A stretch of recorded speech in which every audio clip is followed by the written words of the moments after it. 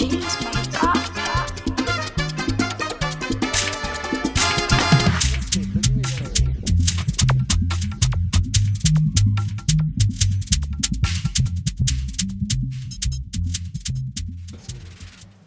Diaries, episode 1. This is the first one of 2026, the new and improved version.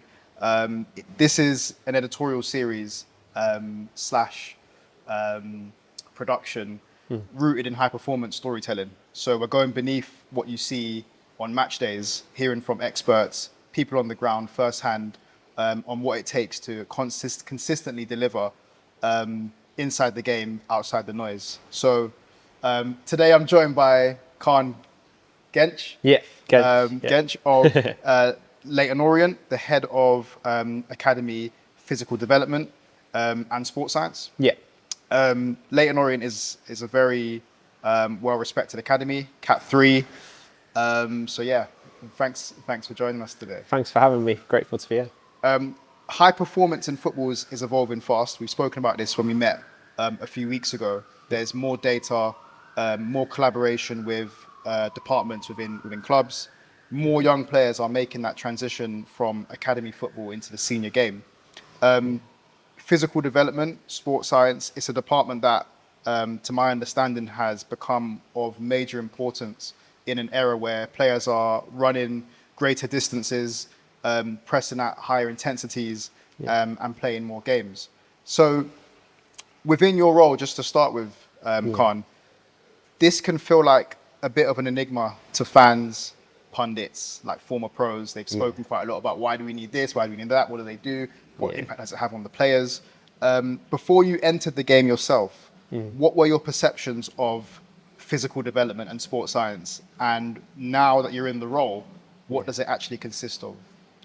No, it's a good question, and I agree as well with everything you said. I think before I went into it, it all started off as the stereotypical, just do a warm-up, that's it, maybe help them in the gym.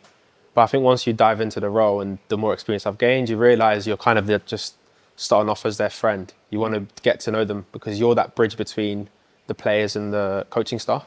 You've got a unique relationship with a player that no one else does. Even physios, they think they do, but they don't, because they know that just like that you can say something to the coach and they're dropped. Whereas a sports scientist is a player's secret, almost best friend. So I think that's one side I never saw and never would have guessed.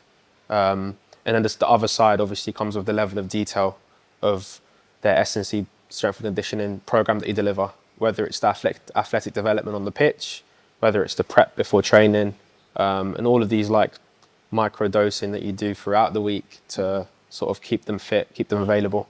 And I think final one on that is the most important part being keeping them available, because I think that's what a lot of people going into it, and myself included, didn't realise is I assumed it'd be improved performance, improved speed, improved strength. A lot of the time, you don't have time to do that in the season. You need players to play the sport. They say like availability is like currency. Yeah, in like the senior top level, but it's even more so in academy level as well. Absolutely, because they're going to get better at the sport by playing the sport. So if they're available 100% of the time and every single player is available 100% of the time, your job's a lot easier. So some people prioritize availability over performance gains, especially in season. That should be the priority. Just before we get into the academy development side of things, what is your own journey in academy football, sports science been like so far? Start there. Yeah, it's been mixed. So just for context as well, I didn't even do PE, physical education, at GCSE A level. So I kind of fell into it through doing biology, psychology, maths, which is not traditional. Everyone going into the degree at sports science in an undergraduate was PE. So first, second year, third year, I struggled a lot with like the theoretical side of sports science. But my opportunity came in my Sandwich year at University of Surrey. So I did my undergraduate there, sports science, in my Sandwich year. So before my final year, I had a gap year where I worked at West Ham as an intern for the first team there. That was really, really good. Learned off really, really good people, and kind of saw how it looked like at the top end. Good and bad. You think it's easy, and I went through a spiral of almost overconfidence and then dipped down into imposter syndrome. So you go through it all as an intern, and that's what I tell to the interns now. But yeah, that experience was unfortunately cut a bit short because of COVID. Yeah. Okay. I went back to university, finished my degree, and I was just really, really amped up, motivated to get back into the field. I knew it wouldn't be Premier League straight away. So what I prioritised was just practical experience, and it was tough during COVID. So it was just working, finding opportunities with semi-professional clubs, amateur clubs. And then I landed another internship at AFC Wimbledon. So I worked with the under-18s there throughout the season. Yeah. And that was alongside my master's degree at St Mary's. So I prioritised my practical again. Sports uni there as well. Yeah, it's a really sports uni. Loads of great facilities. Everything there prepared me for a full-time role. Yeah. And I met really, really good people there, learnt from really good lecturers. And then off the back of that, I landed a part-time role working with the women's academy. So that was at West Ham as well. So I was really fortunate to go and sort of lead the under-18s, under-21s, physical development, sports science program for the West Ham women's. And then from there, I ended up working with the first team women's and also the boys academy. So I worked with, I always say this, I worked with under-9 West Ham boys at night, like 8 p.m, typing up their reports. Next morning I'm in with international women players the next morning. And I've got to plan their session. It just looks really different. You can't treat an under-9 boy the same as a 33-year-old pro international Canadian or Japanese player. And that all those experiences built up, and I landed my role at Leyton Orient. So that basically sees me oversee the entire program from all the way from the under-9s all the way up to the under-21s, where we try and, like we say, maximize performance, but keep them available, fit, and build on their long-term athletic development. Did you have you spoke a lot about not going down a traditional route into sports science. You've obviously gone through. You were great at maths, physics, and those kind of subjects. Did you have a playing career yourself? Do you think it's important for a practitioner to come from a playing background, or I'm guessing are you on the opposite side where you're like, well, it doesn't have to be that way? No, it definitely doesn't have to be. It definitely doesn't have to be. But you do have to understand the sport and really be a people's person.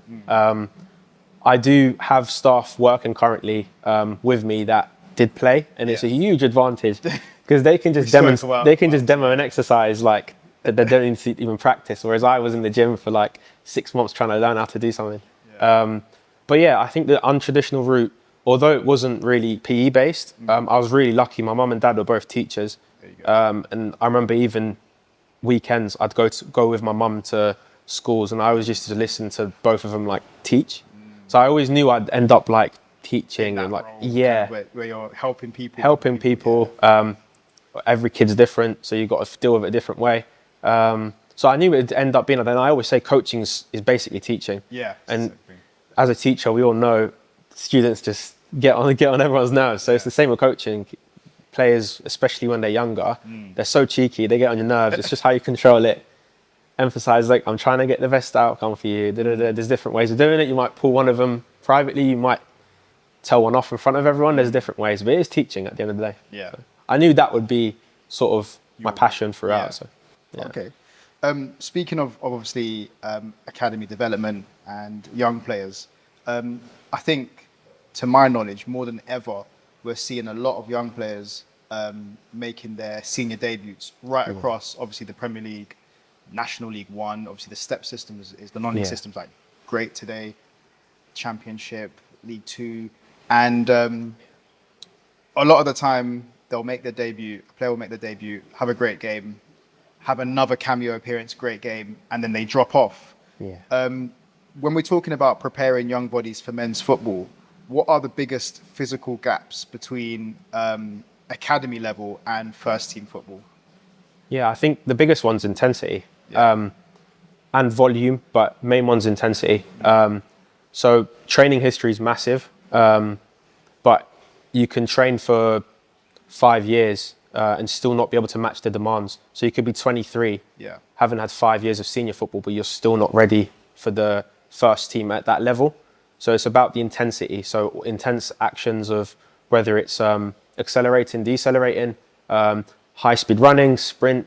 It's not necessarily the speed of it, because a lot of academy players are quite good physically. Majority are quite first team benchmark. They're probably quite there. similar. Yeah. It's the intensity of being able to do it, repeat Replicate it, it, yeah. and think about the technical, tactical actions at the same time. So I think it's probably a holistic answer. It's probably a boring one, but I think the physical corner would probably land more on the side of being able to do that every single day, even on a match day -1. At 18, our players would probably struggle at Leyton Orient to match the first team demands. Whereas for a senior vet, even if they're 30, that for them they're used to that. Yeah. The intensity, they can kind of cope with it like that. Whereas our players need to have a chronic sort of load to get used to it. I've got you. Is So- that more like conditioning? Yeah. Conditioning to get there. That's it. Yeah. Yeah. Absolutely. So what would you say as someone that's kind of, day to day on the ground with a lot of young players at a Cat 3 academy? What would you define as physically ready? What's the definition for that for a young player?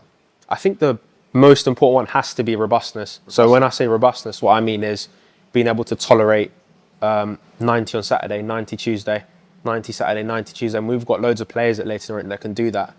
And when you think of some Premier League academies, they probably don't have many players like that. Right. I'm not saying that to brag about Leyton Orient. What I'm saying is that probably is a really key strength, being able to repeat the same output Saturday, Tuesday, because that is the environment you're trying to prepare him for. So in terms of being physically able to cope with demands, you want to exceed that. So that's where if you're able to put together a physical development, or I guess a holistic youth player development program, you want to emphasize they need to be ready every single game to do 90 minutes, 100% intensity. Once they can do that, and they can also do it in training, I think they'll cope and not fall off. And you need to build a chronic load of that. It can't be do it and then have 3 days off, because that's just not going to happen. You need to be able to do it every single day, cope with it, and that takes months sometimes to build. Speaking of which, conditioning and getting players ready to make that transition. One thing that we spoke about a lot off camera was biobanding. Yeah. The action of making development fair for young players coming through. I also spoke to you about Lamine Yamal, Esteval obviously coming from the Brazilian Premier League, where the intensity isn't, like, the demand of it isn't as physical and intense as it is in Europe. Yeah. And then obviously you've got Lamine Yamal that obviously came through Barcelona's academy. By the time he was 18, 19, he had already played in a Euro tournament, played in the Champions League. And then people would say, they're the same age, why can't Esteval play every week? Why is biobanding necessary in modern academies in terms of the chronological age and the biological age? Yeah, so you touched on it there. So it's important to be able to express your physical qualities with how your body will look in the future. So if you're an academy player that's developing really early, you need to be able to express your physicality with others that are similar to your size. And equally, if you're a later maturer where you haven't had the opportunity to grow as fast as your peers, then you need to be able to express your technical skills without having physical as a barrier. So if you can get that right in the academy, whether it's a tournament every month or every other month, where you're playing against players your same size as you, you get to express your leadership skills or other technical skills that you just can't do. Like, you can't do a roulette against a 6-foot player if you're 5'1". It's really difficult because it just takes a little push and you're off. Whereas if you give that player 3-4 years, they will grow. They might even be taller than that person. That happens a lot. There's a lot of research in that. There's a lot of Premier League players that have come up through academies. I think majority are later maturing. So it's just about finding the right program to fit biobanding into.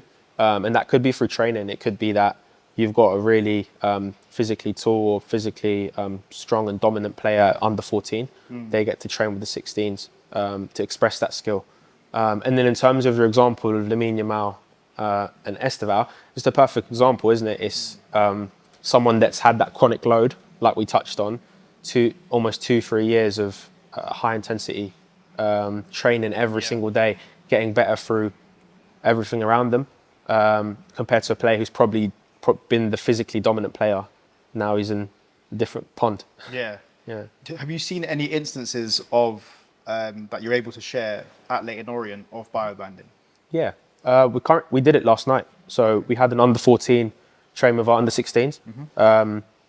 that happens quite regularly. Like I'd say it happens even at under 11. If we've got a player that's really tall and really easy for them physically, we might test them every now and then with our under 12s, under 13s. And what we're quite lucky with at Leyton Orient is an example on a Sunday. We tend to share venues. So our under 11s and 12s might play at the same place.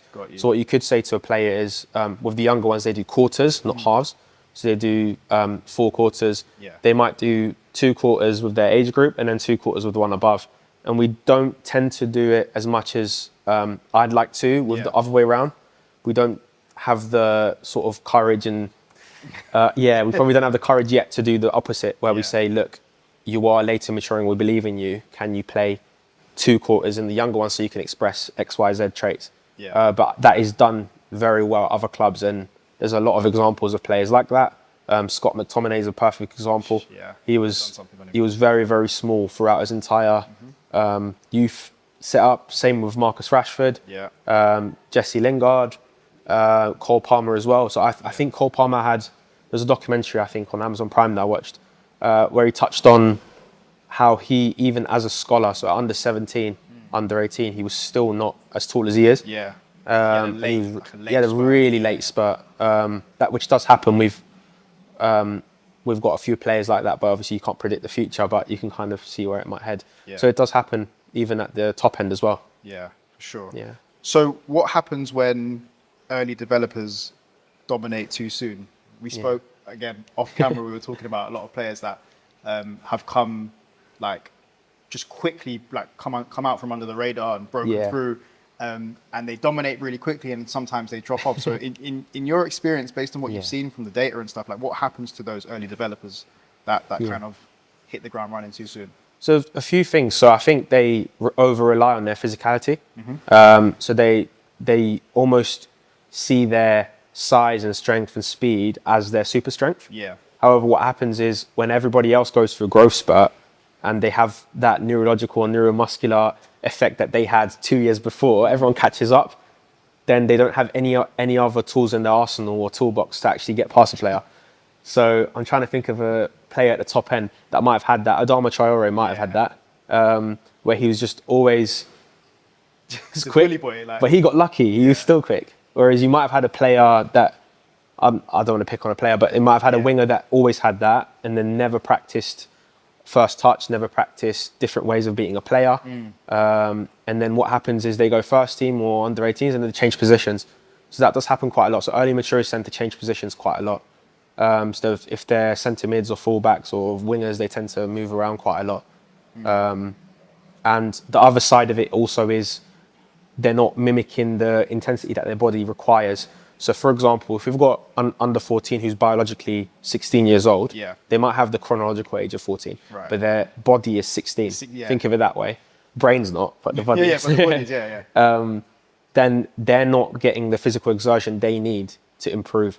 So then they're missing out on the muscular development, power, strength, speed development, cognitive reactive speed. So they're not getting any of that because they don't need to test it against a 5'1" Jimmy when they can just knock and run. Literally. And they're getting praised for it, unfortunately. It will still happen. Well, hopefully they don't get... Well, we've seen it. They get found out. They get found out. As they get on, they call them pace merchants. That's it. They kick and run, but then obviously at the higher levels, defensively, they're set up to deal with those type of players. Absolutely, yeah. Just show them line. And then you've got a fullback that's just as fast. Yeah. I think, sorry to cut you as well, I think the other side is there's so much more emphasis on coaches doing well. So I think that is one thing to touch on. I'm not just slandering the coaches saying, they just want to win. But there is a lot of emphasis now, especially at the top. So the Chelseas, Arsenals, if an under 14 Arsenal doesn't win at least 2 tours in a season, they're probably looking at getting them gone. So when you think about the demand of each coach to actually win at 14, that's probably the root problem. It's not necessarily coaches being selfless to be like, okay, I'm actually going to prioritize this because this is better for that player. It's because they actually need results at 14, which probably is a root cause of a lot of issues. So does biobanding protect late developers mentally as well as physically? You touched on it a little bit in terms of if a younger player is training with an older group, what experience he might have with that older group in terms of getting bodied off the ball, whatever it might be. Does it protect them mentally as well as physically? Yeah, definitely. Both ways as well. So if we use the early mature example, they're not executing the actions that always work. So they're now having to think about what else to do. And that's mentally, that would be resilience, confidence drop straight away. So the resilience would need to come up. Right. You also need to obviously be able to reflect, which they probably don't need to do because they're scoring 10 goals at under 14.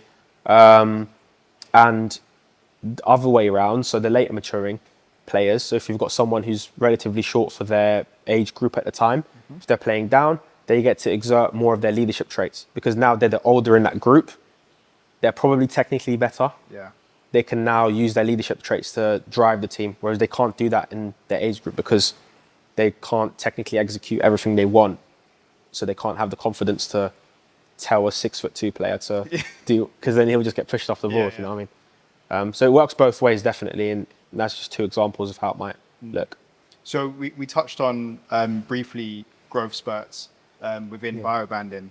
I was looking at a clip the other day of Lamine Yamal again, obviously because he's probably the best young player that started at like 16. Absolutely. That's around today. So Yeah. there's a lot of examples to draw from him. Yeah. He was playing against, I think it was Getafe, and he visibly, to me, did look taller. His limbs looked longer. Absolutely, yeah. Before he was like a bit short, skinny, and nimble. Yeah. Now he's tall and he's filling out a bit. Yeah. How do growth spurts, and we talk a lot about peak height velocity, how do they affect coordination and injury risk? Yeah, so when you're going through a drastic amount of change through height, you tend to stretch out first. So obviously you get taller, and then you fill out. So that does make sense with the example you've given there. Like you tend almost like falling over the ball a bit. Yeah, so you lose your balance, you lose your coordination, and there's also maybe not in the Lamine Yamal example, that specific one, but there's a term we tend to use in sports science called adolescent awkwardness. So that basically is exactly what you're saying, is you have periods of massive growth where I probably can't move my leg like I used to yesterday. Yeah. Or I've got really bad knee pain because my growth plate's suddenly giving me a lot of pain that day. And I guess the main consideration for that is you're always building habits, especially as a young player. You're a sponge, you're absorbing everything your body's doing. So everything we're working on, if they've got a knee pain, they're probably going to find a way to maybe move their ankle 5 degrees that way because that makes it less painful. Or they might put more of an emphasis on their right leg to decelerate because they don't want the left one to hurt. Then that forms a bad habit. If they do that 3 times a week, training session 2 hours, 6 hours, and then 2 hours of games on the weekend, you're probably doing 8 to 10 hours a week of bad habits. Yeah. And then if you think about that in a month, that's ridiculous amount of hours that they're forming bad habits. So that's probably the most important thing when you're going through peak height velocity. And do those injuries that could possibly come from that show up later on? So Yeah, they absolutely. break out, they have a great first team cameo, they're doing well, and the fans are seeing it and they're saying, yo, this is the next big thing.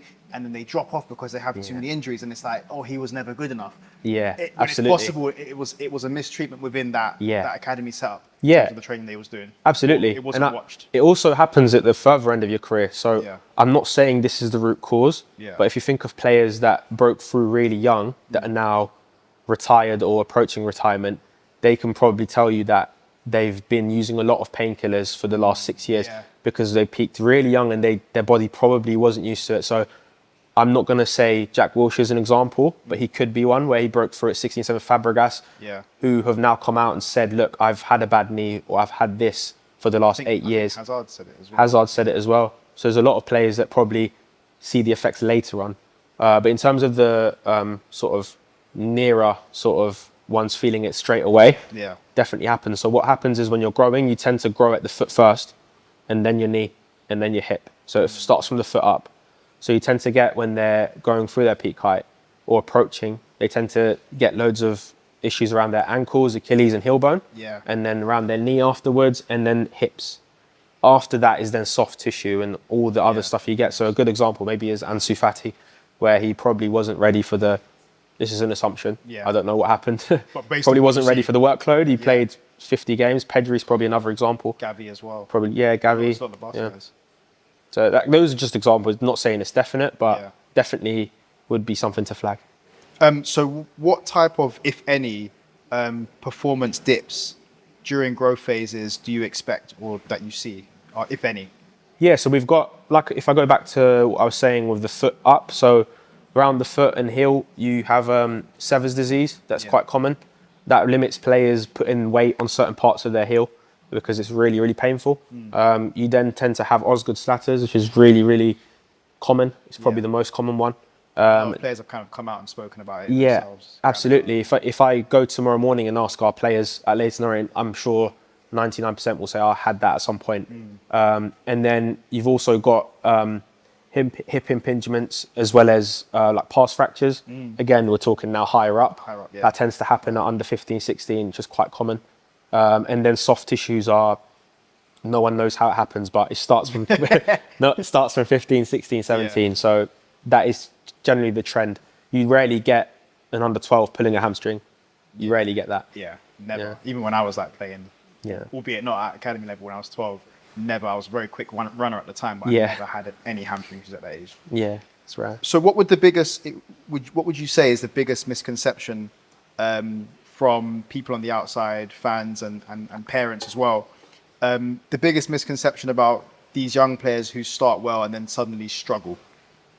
Yeah. What would a misconception, the biggest misconception be? I think the main one is probably not physical. I think a lot of them probably go straight away to mentality, psychological. Doesn't want it enough. Doesn't want it enough. Social media, got attention, got a new contract.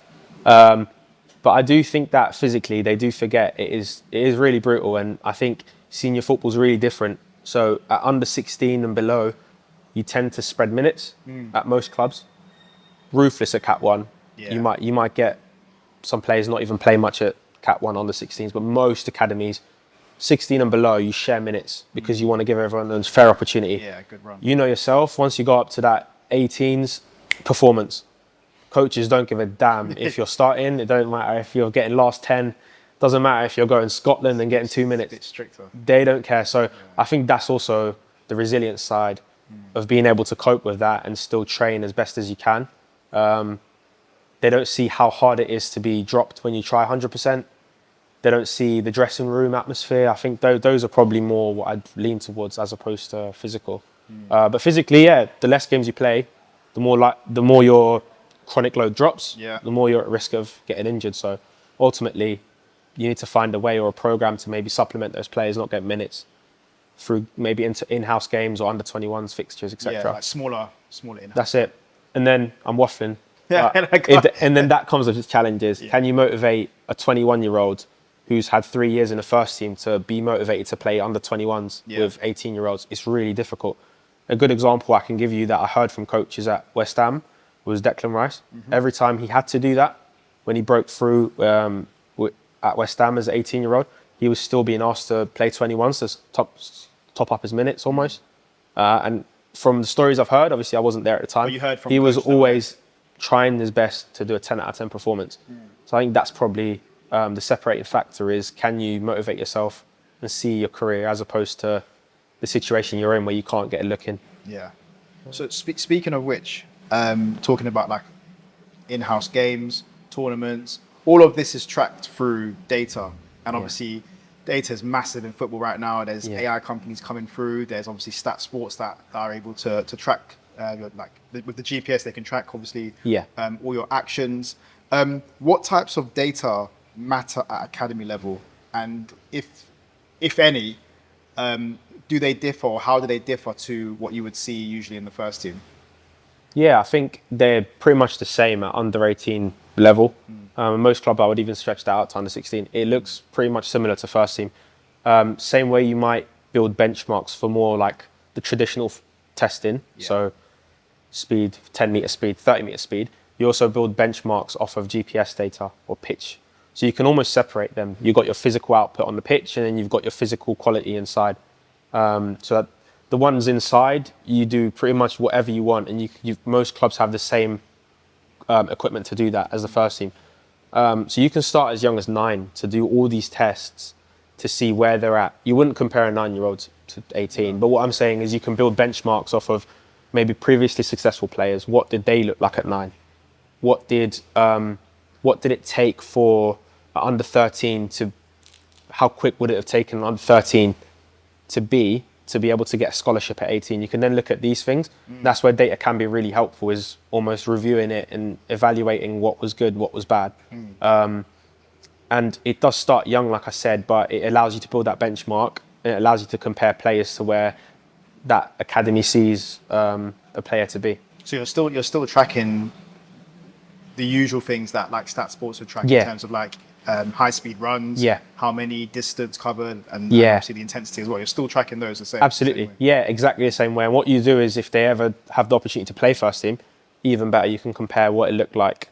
What was that one? What metric looked different? Yeah. And you're almost doing almost doing a research project in your own laptop. Yeah. But you are measuring the key metrics we look for would be total distance as a volume marker. Yeah. We look at high speed running distance and efforts. So that would be a fast jog, not quite a sprint, it's a fast jog. Yeah. Then you're also looking at acceleration and deceleration efforts. So how many times you're twisting, turning, which is a key quality to build across the week as well. You've got different qualities you want to tick before you go to a Saturday game. How do you stop data overwhelming the human side? Yeah. Because there's so much. There's so many numbers absolutely. and it's like so many graphs and reports. How do you stop that overwhelming the human side? It's honestly not taught. I think you've got to go through it. Yeah. And the reason I say that is we've got interns and work placement students now with us at Leyton Orient who are really lucky to like see the data straight away. Whereas, as I alluded to earlier, I didn't have that when I started my career. So I think I just built the human side before GPS because I didn't have access to it. Yeah, you had to. Almost. Yeah. So you almost watch the session. It sounds crazy, but there's a lot of practitioners that probably don't look at the session. They just check. That's they it. See the report. Yeah. Because how it works as well is you might not get that many high speed running efforts, but they're doing a lot of like repeated efforts. What the data doesn't show you is how tough it is on the human side of this is actually really, you're going there really quick and then stopping. That might not be tracked with the acceleration deceleration metrics. You can't measure how long a drill was and the rest. So that's all the human side communicating with the coach, speaking to the players to see how it is. We do try and use data for that as well. So you do have wellness forms, or you've got like questionnaires that you might use to see how did you sleep, or how are you feeling, are you sore anywhere, how fatigued are you, etc. But it's just as simple as maybe like sitting on the table with them at breakfast and seeing what they did last night, and if they struggled to sleep, that might be better than a million questionnaires. Yeah. Can I think you just said it, the numbers mislead coaches? Yeah. How often do you see that kind of? Yeah, definitely. They'll use it to prove whatever point they want. It happens quite a lot. So just using data to create a story. That's it. Right. They'll build their own. So they'll be like, oh, that under 16 player who everybody said yes, but I don't think he's good enough. Oh, you see, he's not running enough. And then he'll play with us on the weekend and he's top of the stats, and then he's quiet. So then it's almost finding the fine balance of how you can use it to have a fair opinion of players, and you kind of define what each metric means. Actually, each coaches through their experience will build a narrative of their own of what they want their player to look like, what their players to physically do, but it's essentially comes down to what you want them to see and meeting in the middle. Yeah. Moving on to for me, it's one of my most interesting topics. Footballer diets in the age of TikTok nutrition. You see, obviously, carnivore diets. Eddie Abu's obviously gone viral many times. The keto diet being the one where you can, look great and look shredded. And then young players might get caught up in body composition in terms of how you look on camera as opposed to the functionality of your body for your specific position that you play. What are young players, in terms of what you see, getting wrong nutritionally today? Yeah, I think they're not going through what we call a food first approach. Yeah. They're going through supplements, which is really, really sad, because I feel like we've got food in this planet that you don't need any supplements for.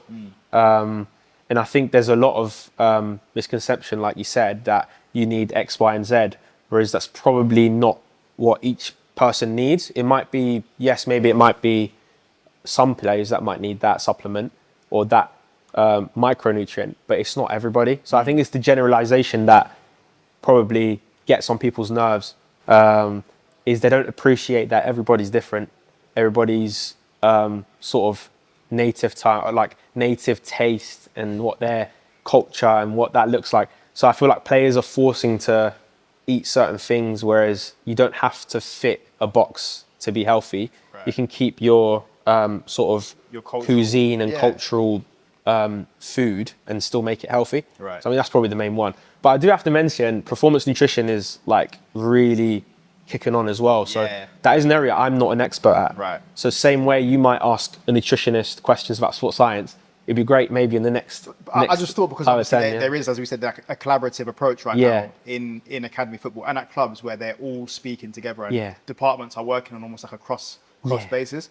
Absolutely, yeah. But I guess obviously because you are working quite closely with these young players, Yeah. you do see how dangerous these online diet trends are. on Absolutely. athletes. Yeah, it is dangerous because it's also then, it always goes back to like body image as well and giving, like the last thing you want to do is make a player feel uncomfortable to even shower after a game. That's the last thing you want, right? Right. Or like to wear a kit or make like it's boiling hot and they feel uncomfortable taking their quarter zip off. So I think it always goes back to that is you don't want to build any bad habits as a young player because there's so many pressures as it is. And this, to be fair, this is where I really did appreciate the women's side of it. That was emphasized a lot more. Whereas going back into the men's side of it, I noticed it wasn't emphasized It's as much. brushed under the carpet more. Yeah, it's almost like, oh yeah, we're all blokes. Yeah, you go through that. Whereas, I mean, he probably isn't. You reacted like that. He might not. He might go through a different journey. Does instability off the pitch, so external factors, show up in performance data for academy players? No, I wouldn't say so. No? I wouldn't say so. I think that comes down to like we touched on, Yeah. the human side. And I think it can show up in terms of like illness or time spent not being able to execute what you usually do at the level. But data, that's the side where data might not be able to pick it up. But what about like sleep? Yeah, Things that's like a sleep, good. it might show in terms of the distance that you're covering in a game Yeah. or in training.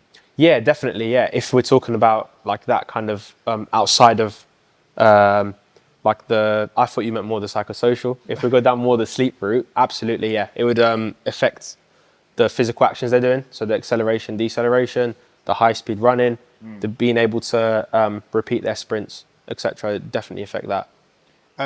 And in closing, I wish we had more time, but we're gonna have to wrap up.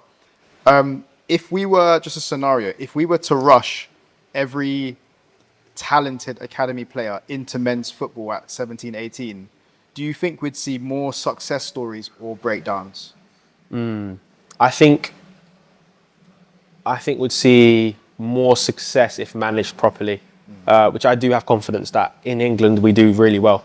So I do think we'd see more success in managing their load. And with the under 21s programs that are currently out there, you're trying to mimic the sort of load and make sure load is managed.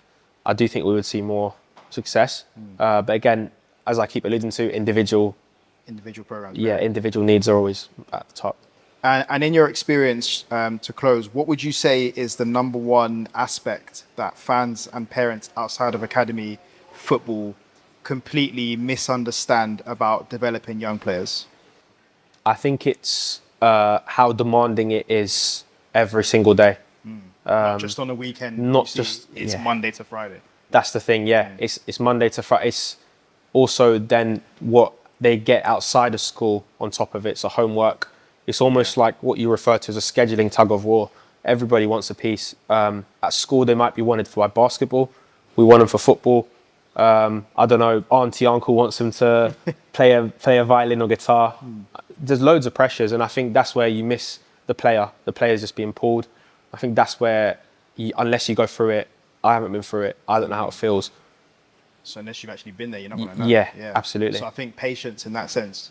Yeah. As obviously in an age where social media is so popular and every fan has a voice, just easing back and giving them, just being patient, giving them space to breathe is probably the most important thing. That's exactly how I'd word it, yeah.